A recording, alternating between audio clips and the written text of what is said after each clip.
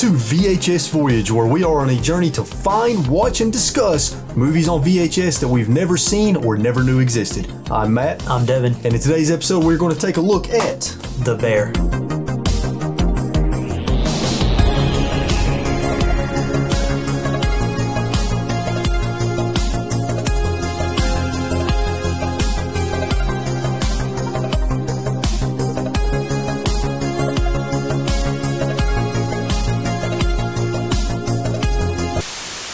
So today's episode is going to be just a little bit different because I've actually seen The Bear, but Devin has not. This is going to be something that we do from time to time where one of us picks a movie that the other person has not seen, and then we watch it together and talk about it in an episode like we're doing right now. So I chose The Bear. It is a movie that I loved as a kid. I have not seen The Bear in probably 15 years, and finally got to rewatch it the other day with Devin, who watched it for the first time, as I said, and we're going to talk about it. So Devin, before we start talking about what we thought about the movie and the story and everything, hit us with some facts and information about The Bear. I got a lot about this one. There's a lot of information about this movie. So this is directed by Jean-Jacques Anand. Hopefully I pronounced that correctly. He's known for 7 Years in Tibet, Name of the Rose, Enemy at the Gates. Those are like his big movies he directed. It's written by Gerard Branch, but James Oliver also wrote the book, so he gets a writing credit. The book is called The Grizzly King. Okay. So it is based off a book? Yeah, it's based off a book. Nice. IMDb?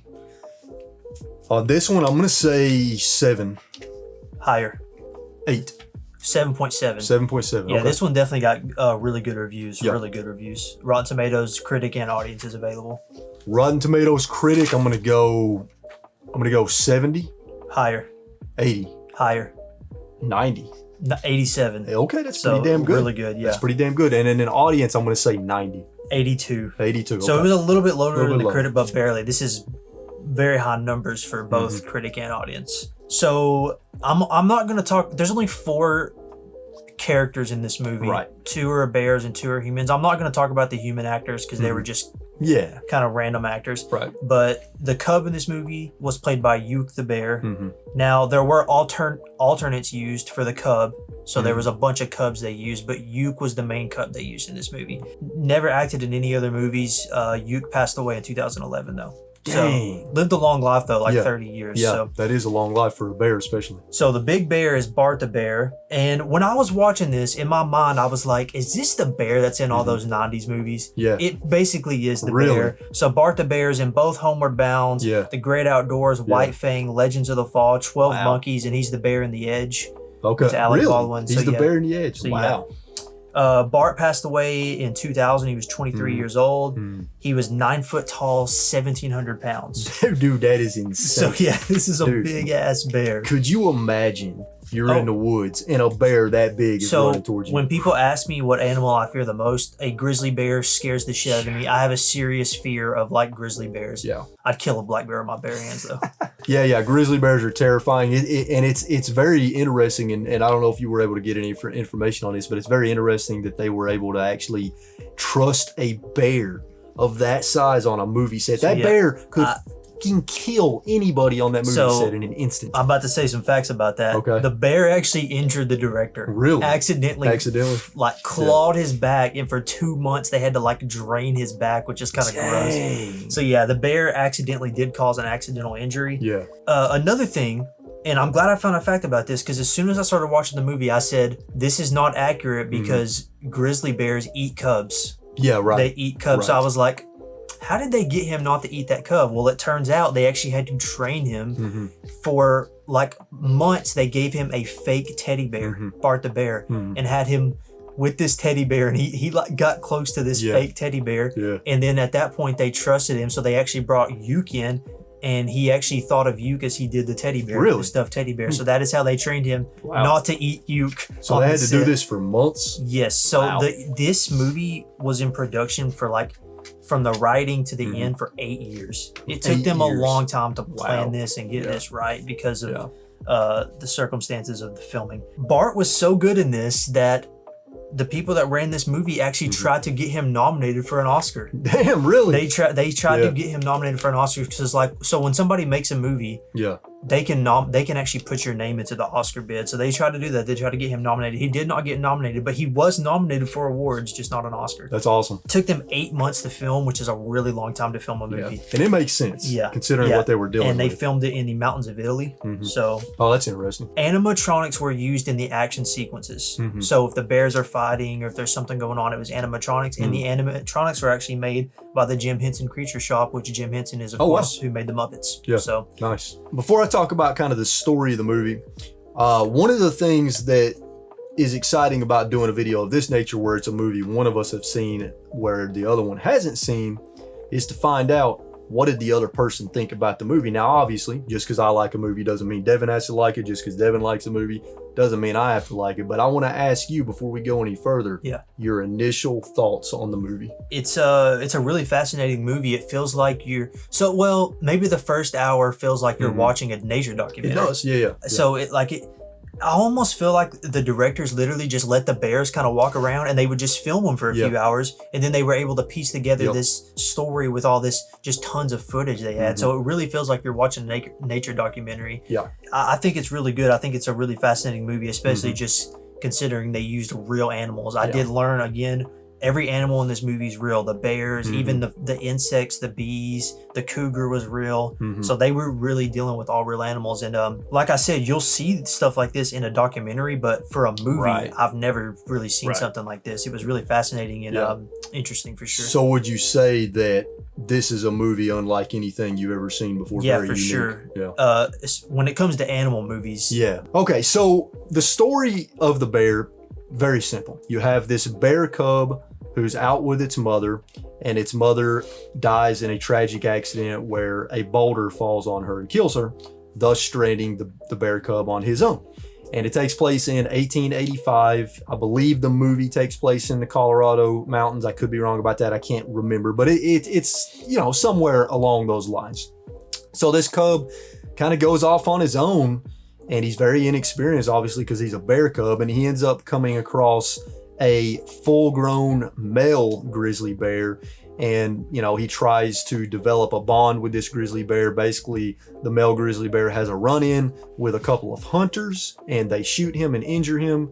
The bear cub cleans his wound for him, and then they develop this bond, and they kind of stick together throughout the rest of the movie. So the movie essentially just follows the journey of this bear cub and this male grizzly, as well as the hunters to a degree as well throughout the adventure. And then everything kind of comes together in the end in kind of a final clash of sorts that I don't want to spoil. But that's essentially the story. It's just a story of this bear cub trying to survive after his mother was killed. Just kind of going back to what I said with like the nature documentary, it almost like legit, I felt like I was watching a documentary for a large amount of times. Like the first hour or so. Now when you get into like the last 30 minutes, when things start to explode, it gets a little away from that. But this is a real thing that happens in the movie, and this is a real thing that happens with bears. Bears actually do trip on shrooms. Really? Yes. So there is a scene in this movie that I really liked where the cub eats some shrooms, and he like goes to a Grateful Dead concert. Yeah, he trips balls. Yeah, he trips balls, and this actually does happen with bears. So, and the interesting thing about it is they try to illustrate what he's seeing in the movie. They try to, so you see like a mushroom like flying in the air, and it kind of turns into a butterfly. Yeah, and there's all these like tie-dye colors. That's what I was saying. It's like a Grateful Dead concert or something. He went to Woodstock. Yeah.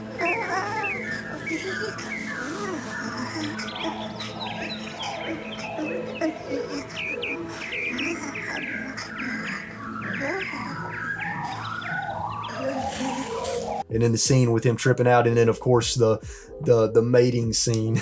Dude, they do a close-up shot of a female bear's ass, like the male bear is watching it. Yep. And when she's walking off, it's like bouncing and shit. And he's like, "Oh, I'm gonna get that." Yeah.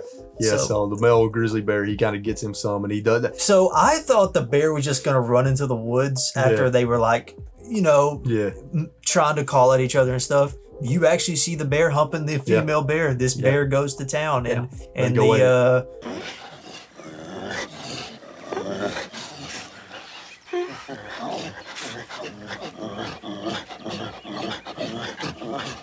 one thing that I find fascinating about this movie is they were able to kind of make you feel the emotions that in particular the cub. Yeah. They were able to kind of make you feel the emotions he's feeling: curiosity, sadness, anger, fear.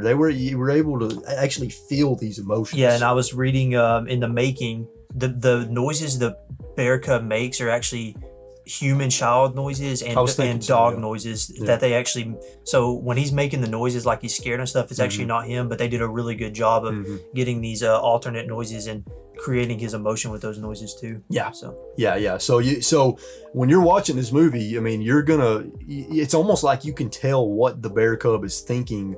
It's almost like there's dialogue without there being dialogue. Yeah, and they even the adult bear, they get him to like make faces that match what's going on sometimes. I'm like, how the hell do you do that? Like, I just don't understand how they did it. It's pretty unreal. Yeah. It's very impressive. Yeah. I like also that there were two different sequences where they try to show you what the bear cub is dreaming. Yeah, the claymation dreams. The claymation so dreams. He has these dreams, and the dreams are stop motion claymation that like just goes to this alternate form of filmmaking being claymation. It was really fascinating. I really liked those scenes. Yeah. And they were kind of trippy too. Like they made the frogs like really creepy. He like dreams about frogs. Yeah. And he dreams about his mom. And it's all claymation. It's done really well. I really liked the dreaming sequences. Yeah. And can we talk about for just a moment how amazing the freaking sound design was? Yeah, it's really good.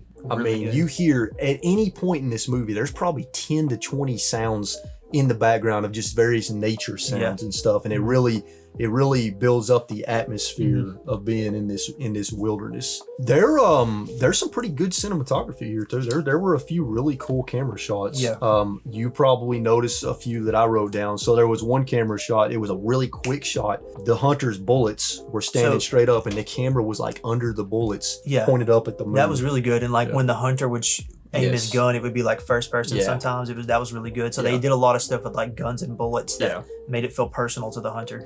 So the hunters, they're not the main character of the movie, right? The cub is the main character of the movie, the cub and the grizzly, but they're definitely important side characters because, the movie almost tries to make them out at first to be villains, but they're not really villains. They're just out there hunting for sport, essentially. Should we say why they go after the bear even more? Yes. So they shoot the bear they're hunting for it to try to kill it. But in the process of the bear being shot, it gets angry and it actually kills their horses and attacks one of their horses and injures another one. So that makes them want to go after it as some angle of revenge. So that's why they keep chasing the bear after they shoot it. And then there's also kind of a theme in the movie that sort of a theme of you don't always have to kill. And I'm not gonna, because it kind of plays into the ending. I don't want to spoil it, but let's just say the hunters have some run-ins with the male grizzly bear, and then I don't want to say too much. I don't want to spoil it. Watch the movie. Definitely watch the movie. The cover of this movie has the bear over the moon. Every promotional piece for this movie has the bear with the moon. Every poster, I saw multiple alternate posters, the cover of the DVD. They never show that in the movie. Yeah, that is kind of weird. I was so excited to see this shot of the cub bear in front of the moon, and it never happens. It almost makes me wonder if they did do the shot and it just didn't end up in the final cut. Yeah, but like all the promotional shows, every single promotion for this movie has the bear in front of the moon. So I was really excited to see this shot, but they don't end up doing it. I want to hear your final thoughts on the movie since this is your first time watching it. Yeah, it's a very touching movie that deals with some cool subjects about nature and like relationship between hunter and animal. And I just think it's more impressive to watch watching what these bears are able to do. These bears are really good, and shout out to the trainers and the people who worked with them because this is a really impressive movie to watch. If you just want to watch something impressive from a filmmaking standpoint of just like how they did this is really fascinating to watch. I would say most of the time when we do a video like this, the movie's probably going to be a keeper because one of us loves the movie clearly, which is why we pick it. But I'm curious from your standpoint if you would consider it a keeper. Oh, this has got to be a keeper. This is one of the better ones we've watched so far on VHS Voyage for sure. That is it for today's episode of VHS Voyage on The Bear. I'm Matt. I'm Devin. And we'll catch you guys in the next episode.